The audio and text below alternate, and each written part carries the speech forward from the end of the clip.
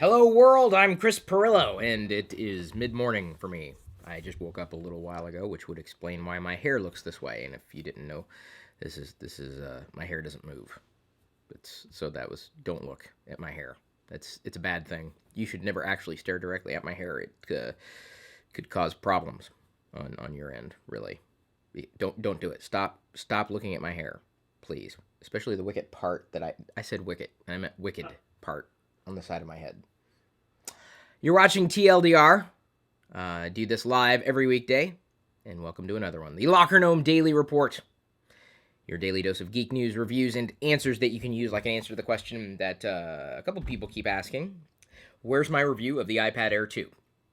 I guess I hadn't done one. I didn't realize I hadn't done one. I know other people are like right on it, but I just didn't, because I didn't realize it was going to be that important. But it is, apparently. We've got my Surface Pro review.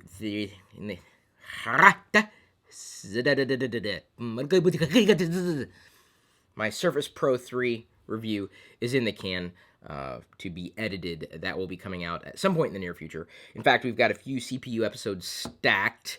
We'll begin the cavalcade, initial avalanche of CPU episodes in a few weeks.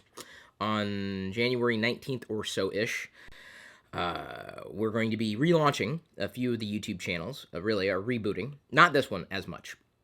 The Geek Lifestyles YouTube channel that you're watching now. The classic Chris Pirillo channel will be getting a daily CPU episode, an edited video. Initially, we're going to be putting the ones in the queue, like a 10 of them or so, into that channel as an array of what to expect. The world of Chris Pirillo, or Chris Pirillo's universe, if you will. And so thank you for paying attention to the classic channel. If you've tuned out because you didn't like the Pirillo vlogs, well, I think you're missing out on a lot.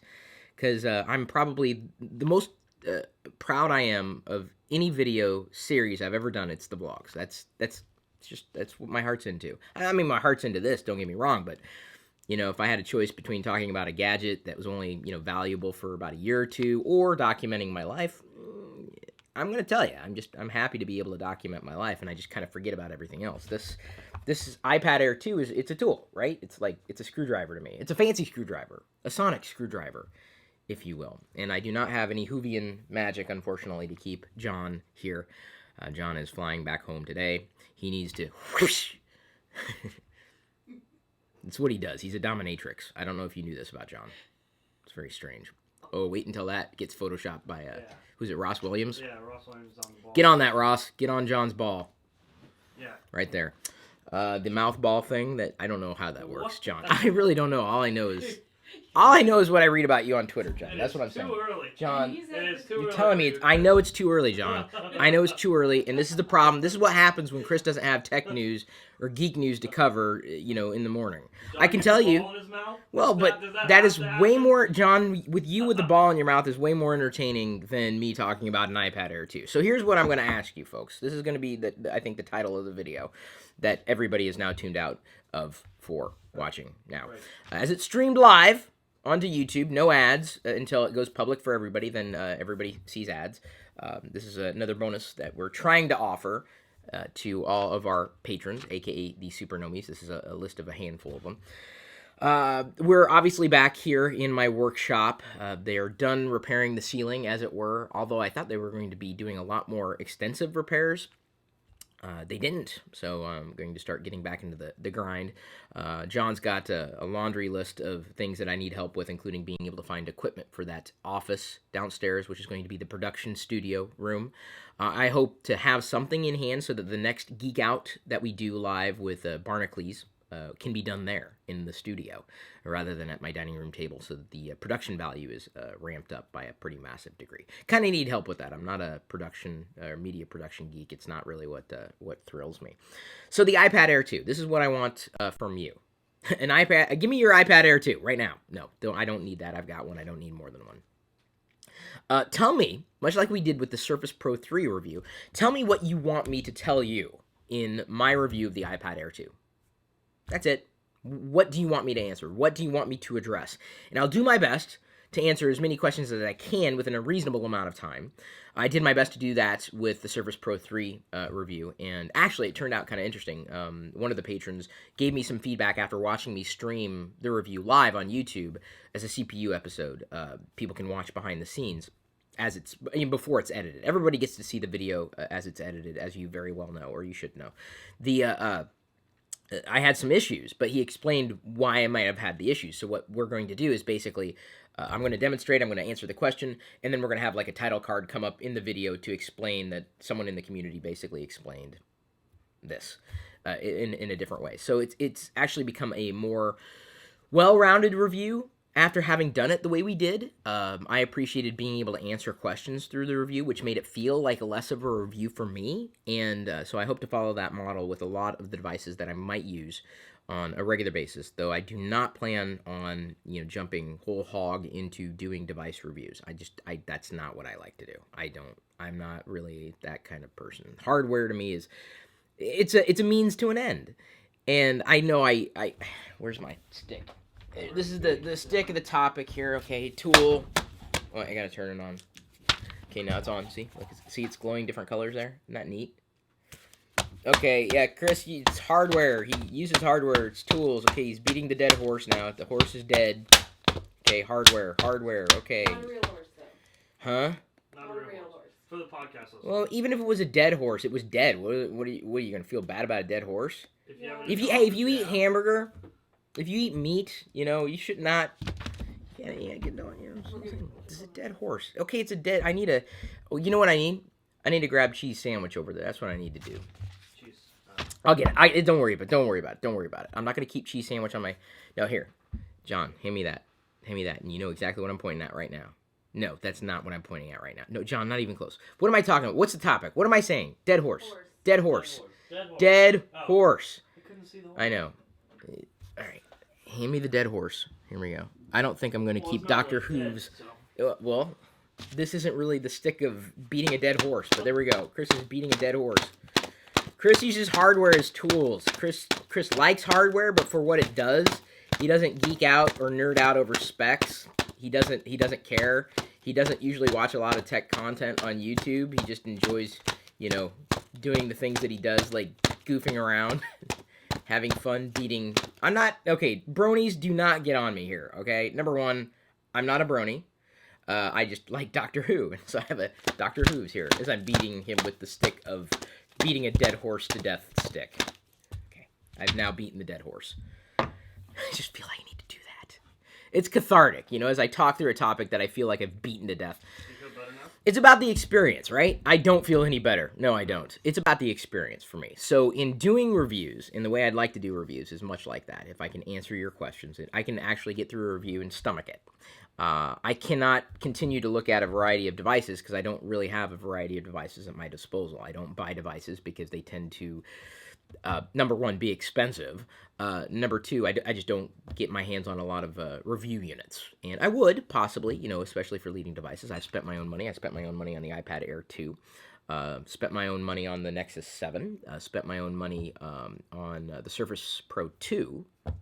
So I'm not afraid to buy devices, but it's just knowing that I'm going to be able to use them. It's kind of like buying a screwdriver for $700. I mean, you would if you could get $700 worth of value out of that screwdriver.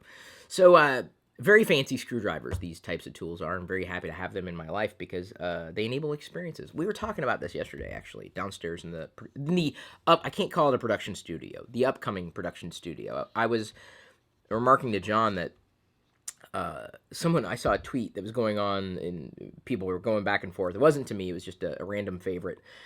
Someone was remarking having remembered the first website they ever visited when websites were brand new. And I used to do the same thing. This was so new, you could go to a certain a domain and just see what they had. Because there weren't a lot out there. I mean, it wasn't even a thing yet. So when something new, a new website would come along, you'd want to check it out because it was wild. You could go to this computer terminal at that point because we really didn't have smartphones. Absolutely not. May have had PDAs, but it was a completely different galaxy, really, back then.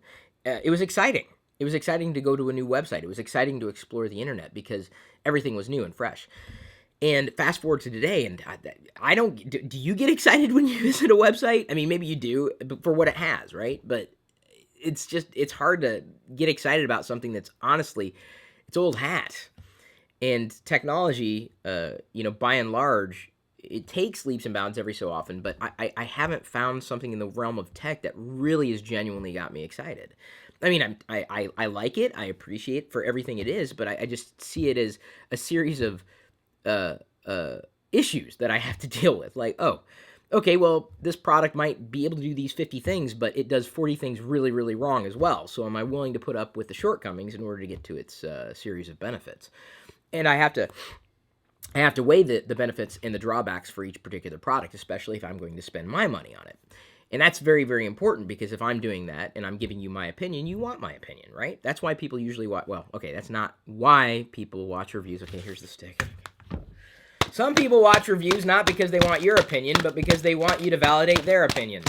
Okay, here we go. I think I am gonna keep them on the desk, if only for now. This horse. I'm sorry. I'm so sorry. I'm so sorry.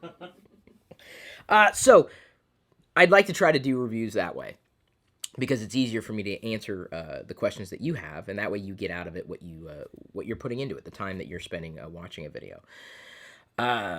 Everybody's different, and I'm fine with that. Some people aren't, but I am. So I'm watching the 3D printing space with great interest. I don't think I'm going to dive too deeply into that, but as those products get easier and easier to use, it becomes a bit more compelling for me.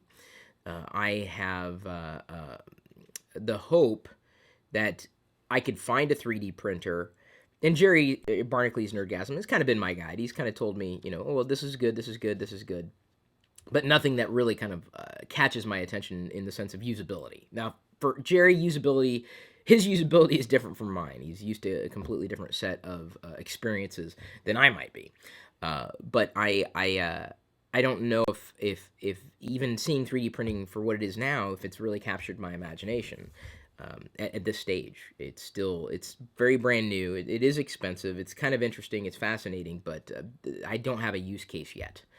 Not yet. And I'm looking for that, because that one use case is the thing that really gets me excited about something, if I can use a product to do something else. So I'm looking at 3D printing as a possibility, but I don't want my first experience to be a bad experience. Honestly, I mean, that's really what soured my taste for the iPhone before I even touched the iPhone. I had horrible, absolutely horrendous experiences with touchscreen devices, because they weren't they weren't capacitive screens. They weren't driven on capacitive screens. They were all resistive screens, and they sucked. They were horrible. They were better than what we had before, but just because it was better than everything else didn't make it great.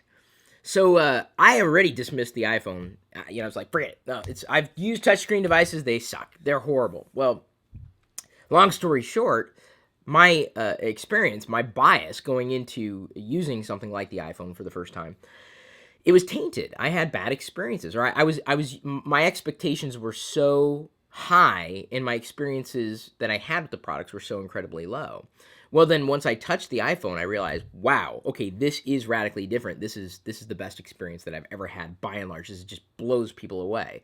Well, now we take it for granted. Like, fast forward, from the first gen iPhone, that very few people seem to be able to grasp this as a concept. Everything else legitimately sucked. It was bad, nasty, horrible. Like, just, we tolerated it. And it worked, but it wasn't a great experience.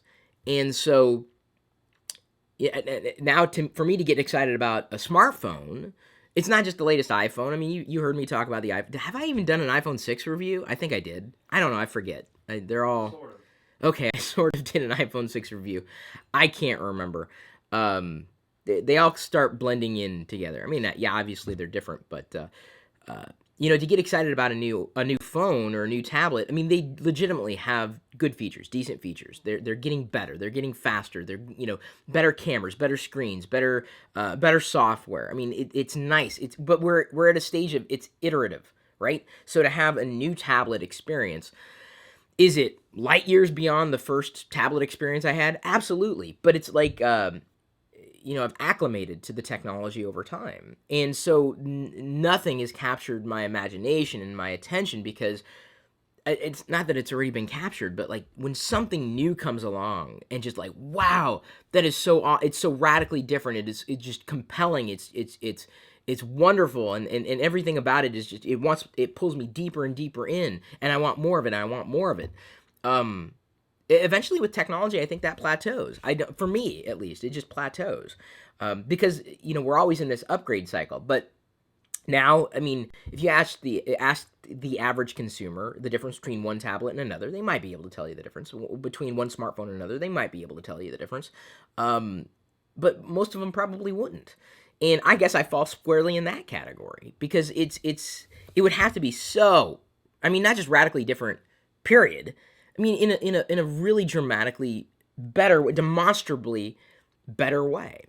Because I'm always, like yourself, I'm caught in that upgrade cycle, and I'm very happy to be caught in that upgrade cycle. That's one of the reasons I love technology. One of the reasons I love to upgrade is because I know, theoretically, that the next version of a product is going to be better. But I don't get excited about it. I don't like. It's like, oh yeah. I mean, every once in a while, a new feature comes along that's implemented well that I get excited about for the experiences that it enables. Sure, absolutely. But is it a radical reinvention of everything that I'd done before? Not necessarily. So this is where I'm not struggling, but I can't explain this clearly enough. I've been doing this so long that very rarely do you come across a product or a service that is a radical leap. It's all just iterative. And then if it is a radical leap, it just, kind of comes up from behind and just, swoops in and bam. Some people catch on or latch on early. And so this is where, one of the hopes of building in the production studio, thanks in large part to the patrons, the supernomies, and experiences like from people who are way more experienced with production than I am, like John, to be able to just talk through an experience the way that I want to talk through it without necessarily worrying about the production angle of it. And to go through things and produce content that fits where I'm interested, what I might be interested in, how I'm interested, and to present that in such a way that it works for you and me at the same time. So I know the general pitch is, what do you want to hear in my iPad Air review? But I really like the idea of taking your questions and answering your questions and talking through products that I have experiences with. I think that's a lot of fun, and if we can figure out a formula around that, I think it would be working. It'd work well for me. I think it'd work well for everybody because there are a lot of topics that I am interested in that I could just talk on, at length about. But not being someone who's really a hardware geek, I'm more of a software geek. I could talk about apps, but anybody can. I mean, what's the point of doing an app review when anybody can just download the app and try it themselves? Even for 99 cents, that's nothing. $5. It genuinely cracks me up to be at a coffee shop and hear someone complain like, oh, the apps are just so expensive, it's $2. I'm like, yeah, I'll take a super large crap a flap with extra sprinkles, whipped cream, and could you do that with non-fat? That'd be great. I'd like that. And it's like $17 for a cup of calories, basically. Cup, like mug, gigantor. I can't even, my hands don't even fit in frame. That's how big it is. Yeah, bucket. Yeah. A skinny, I'll take a skinny bucket, non-fat skinny bucket, please. Thank you. Cost and price is relative. But that's why I've always been a software geek, because I've got the hardware, and software is what unlocks those various experiences. So what did Jerry said in the Geek Out the other day, which apparently tracked very well. What did he say? Not nanobot. I keep thinking of the They Might Be Giants album. Nano printer, there's a new version of something that he really liked in terms of an experience, but he said, I'll give you my first gen, after saying, well, I had problems with my first gen and they fixed it all in the second gen. I'm like, what? That's like saying, I've got this really bad computer that sucks. I'm getting a new one. Do you want, I'll just let you try the old one that sucks, because that'll get you started. No, that's not what I want. Not even for free. That's a bad sign. When someone doesn't even want something for free, yikes. That's how you know you've kind of missed the mark. So tell me what you want to know about my experiences. What are you curious about in relation to the iPad Air 2? And if that works, again, we'll try to make it formulaic. I guess I can do the same thing about what the iPhone 6 is, the one that I have. I haven't even... Honestly, I don't even think I've touched an iPhone 6 Plus. Not even in store. I have only seen it once in person. I haven't. I'm not there yet. I haven't. Maybe the next gen. I don't do hardware. I can't, I'm not gonna apologize for it either. It's like, I don't like Star Trek as much as Star Wars. What do you want me to do? I would have never been able to tell. Really? Yeah. Yeah. I know. I removed half the Vader stuff. Oh, so the home office tour, the workshop. I don't know. Someone, Eric Flink. I just tweeted him out. He watched the this year's workshop tour, home office tour. I've already posted it to be published in the classic channel for the reboot. Patrons or supernomies can watch it now. Flink, thank you. The everybody else will get it when the channel reboots. So it's just, an advanced peek. Everybody else will get it eventually. As many people know, I have Darth Vader things and like collecting Darth Vader things because, I think every geek needs some kind of collection. And that's just one thing that I might collect. And he went through and he watched the video and he recorded a Vader count video. A spoiler alert, over 200 mentions of the word Darth Vader in my home office workshop tour. And so what I'm going to do is that as the video gets uploaded, made public, I'm going to upload Eric's video. He gave me permission, almost as a corresponding video, like, here's the Vader count video. And he has me saying Vader, Vader, Vader, Vader, Vader, Vader, and then it counts up. I screenshotted it like 140, but I didn't want to spoil it. Over 200 mentions though, suffice it to say. That's really well. If you did that with any of my tech video, it would probably be experience.